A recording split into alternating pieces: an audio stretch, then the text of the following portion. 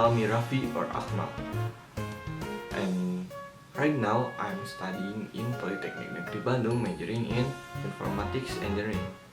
And the video before that is one of my hobbies.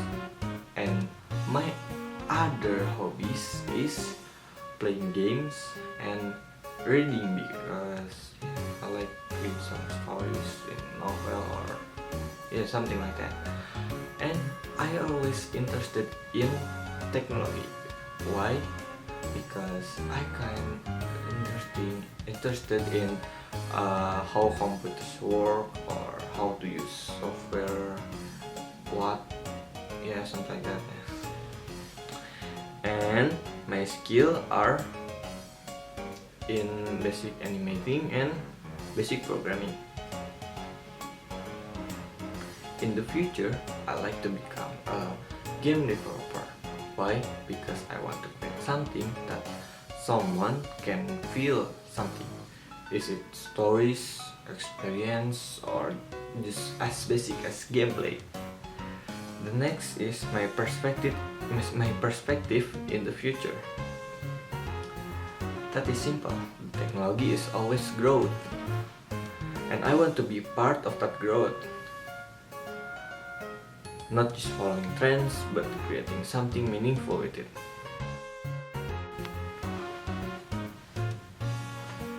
The person I want to talk about is Raditya Dika, a famous Indonesian writer, comedian, and filmmaker.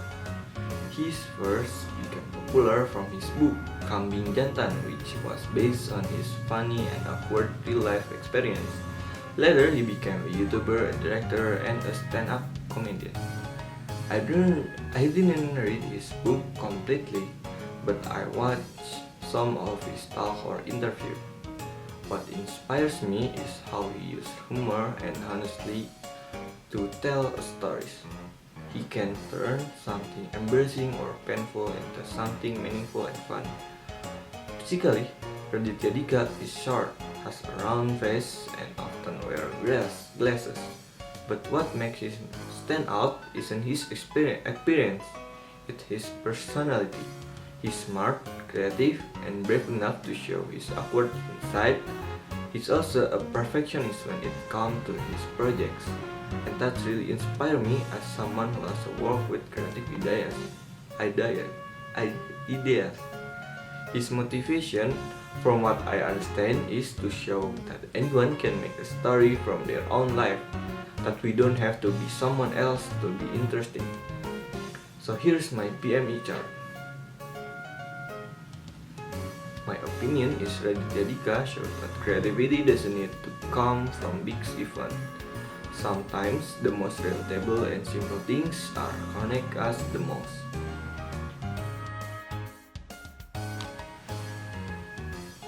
And next part is describing an object. An object that I want to describe is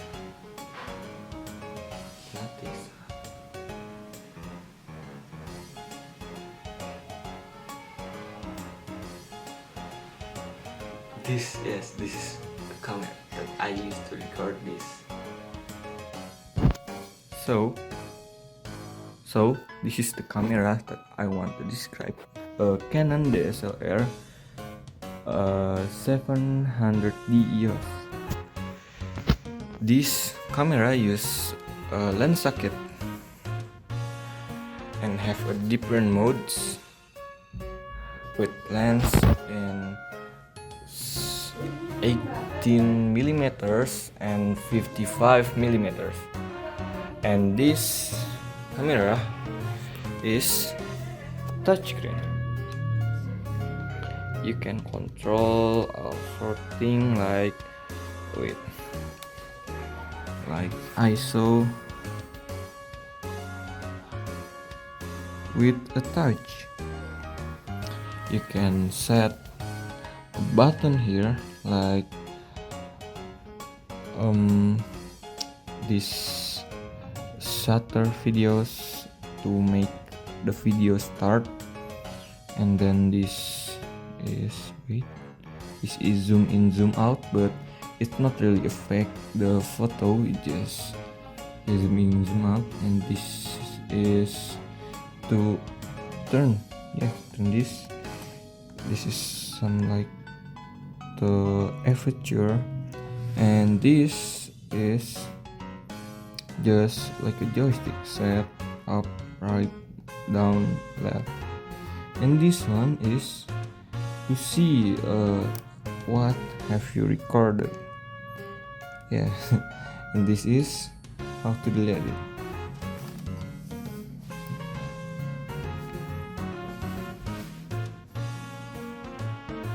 That's all. But that's not.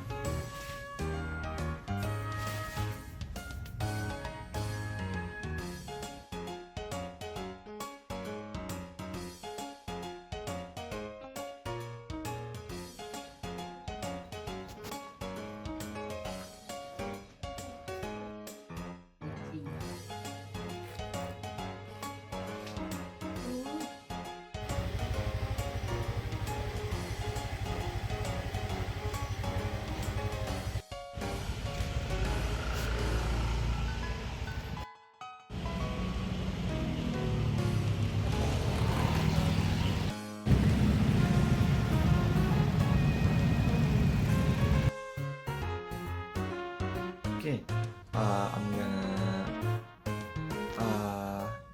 continue the video like this because my camera died. I have a choice, maybe use my phone instead. So the next thing I'm gonna describe is place. So the place I'm gonna describe is my hometown. First, my hometown. So my hometown is in Bandung, specifically in Babakan Ciparai. Babakan Ciparai is a sub-district in certain part of Bandung city, and Cibuntu itself is a suburban or semi-rural area on the outskirts of the city. Geographically, Cibuntu is a calm place. It's not far from the city center, but still has that traditional quiet atmosphere. The area is filled with small houses, narrow street, and local factories, specifically tofu factories that have been there for generations. The people in Cibuntu are mostly Sinhalese. They are friendly, humble, and helpful. Many of them work in small trades, local service, or tofu production. There's a strong sense of community. People often help each other, especially even or when there's a big neighborhood activity. One thing that makes Cibuntu special is its tofu, known as tahu Cibuntu. It's soft, fresh, and really tasty. I actually helped my parents make tofu in their factories for about 3 or 4 years. From that, I learned how hard people work behind something that looks so simple. Personally, I think that's the best way to enjoy Cibuntu tofu. Is it to take right after it just been cooked. Just pour some spicy soy sauce on top. You don't even need to fry it. It's already ready to eat. But if you buy it from a traditional market, I recommend buying it first for hygiene reason because before you fry or eat it. There aren't really any tourist attraction in Cibuntu because most of the area filled with tofu factories, but that also make it unique.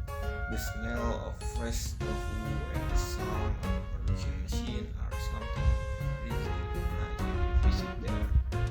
For the transportation, the road is in Cibuntu are small and sometimes they get crowded because of trucks or bus or car passing by to deliver something or just to pass by.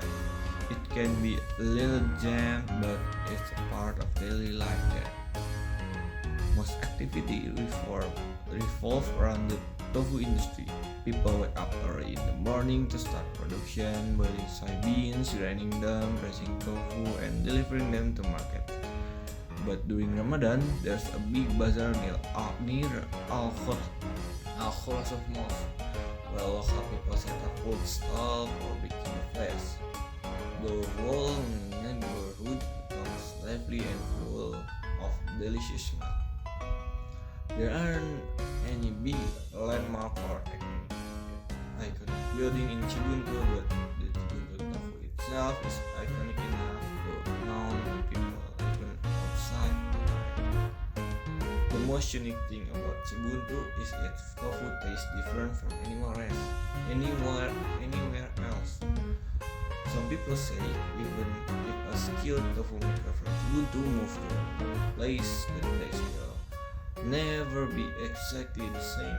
Maybe it's the weather, maybe it's experiment, but that's what makes Cibuntu special. And the next place is my dream place. My dream place isn't a city or a famous university. It's more like a state of mind. But if I choose one, I do say Japan. Not just because of the technology, but because it's a place where tradition and innovation blend perfectly. I want to visit it someday to learn how they design, technologies, and storytelling culture can influence the way we create here in Indonesia. So yeah, that's me, Rafi Akmal, maulana, an informatika student who loves stories and maybe creativity. Maybe some days, I'll be able to mix them up into something